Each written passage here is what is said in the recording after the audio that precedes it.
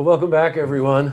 Well, I can't lay claim to being around when television started. It's close, but I really can't lay claim. But when you think about it, television's mission was to inform and entertain people using the power of video.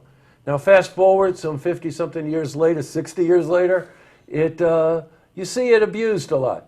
But yet there's a beacon out there from day one in really fulfilling the mission and the promise of what television could be, and that's public television.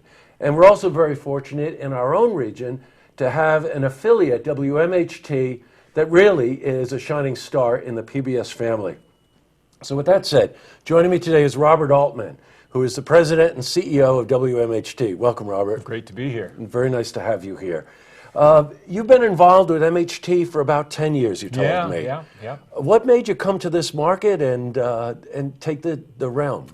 I had always worked in public television for, 30 plus years now. I'd been in Washington working for the network, for PBS themselves. Oh, you did? The mothership. And I had gone there always saying, I'll get back to a station, I'll get back to a station. I'd worked for years at the station in Philadelphia. And I got stuck in Washington, as a lot of people do. It's an easy place to get stuck, but I always said when the right opportunity comes, I'm going to get out. I love this region. I love this neck of the woods. I'm from the Northeast, originally grew up in Pennsylvania. My wife's from Connecticut. We saw this opportunity. We said, let's go for it, and it's been great for us. Well, you know, again, as an affiliate of public television, let me just explain a little bit what that means. That they get a lot of the national programming that public television provides, but also are required to create your own programming with a certain degree of community-related programming and news and information to benefit the community. It's kind of honestly the same model as we have, except a lot smaller.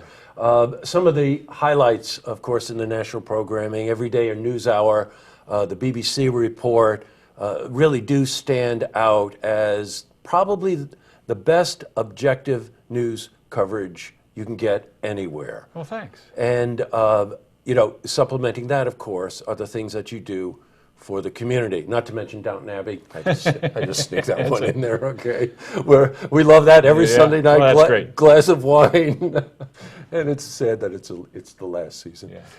Let's talk about community outreach. Sure, because I think community is getting more and more important in what we do. We all know that, you know, if you want to see a piece of video, if you want to see something, you can go online, you can stream it. There are lots of different things. So when we look at what our role is going to be, not only now but in the future, the more that we can do locally, the more that we can really connect to the community that we're in, the better off we're going to be. So we view ourselves as the community's storyteller. We're looking for good stories, and there's no lack of great stories in this region.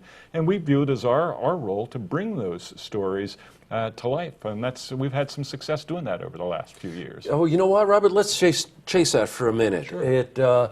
You know, we devote so much of our time here only to local programming. You have, in the last couple of years, I'm thinking about the 150th year documentary you did on the trash. Sure, that was fantastic. The one that's upcoming for the 50th anniversary of SPAC.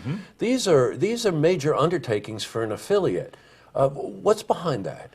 Well, behind it is our desire to really be relevant to the people that we're serving. And the people in this region have a different set of stories that they're interested in than the people elsewhere. Everybody may be interested in Downton Abbey, but we want to tell this region's stories. So we tell them for here, the story of the track and its 150th year was a great local story, but it was also a story that we shared with stations around the country, and they saw the Saratoga story when that happened. Very popular in Kentucky, of all places, not surprisingly. Not surprising. not surprisingly. But there are just so many stories here that many people don't know. So we're trying to keep track of the history, trying to keep track of the innovation that's ongoing every day, tell as much of the story of the developments in the news as we can. We're located in the capital region, so we produce a weekly kind of wrap-up of the news of state government that we share with everybody in the state.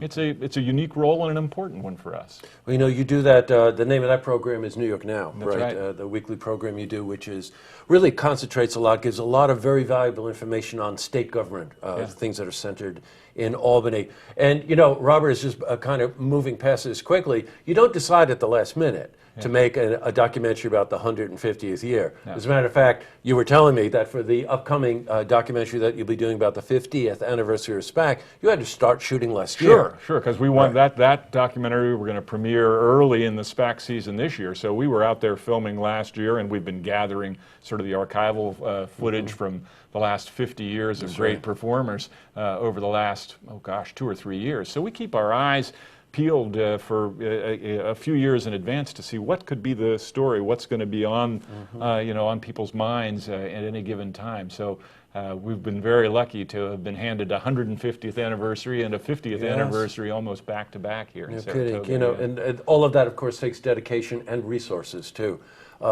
Public television is publicly supported.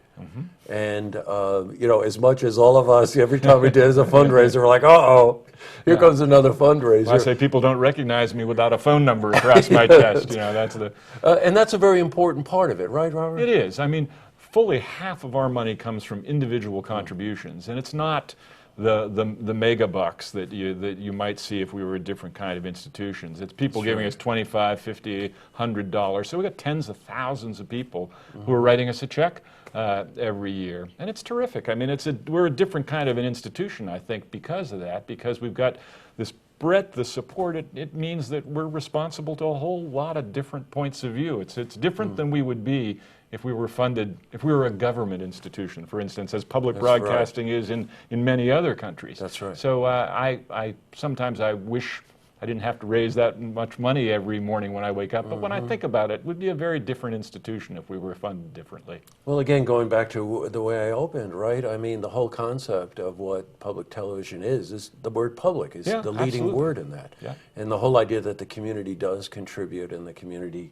is a part of it really does influence what you do and how you do it. Absolutely. Right? Just one other thing before we go. It's not only television. I think you've got the best kick, you know what, radio station in the market right now, 97.7. Well, I'm glad you like it. Exit 97.7, we're just 10 years old now, and we've had great success in featuring a lot of local music and, of course, a lot of the great music that's being created around the country today. So I'm glad you found us at 97.7. Oh, I sure did. Robert, it's a pleasure to meet you, and it's great to have you in.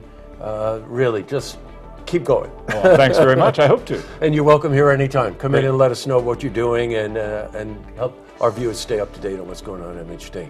Terrific. Nice to meet you. Good to meet you. To see this interview again, you can head to our website, LookTVonline.com.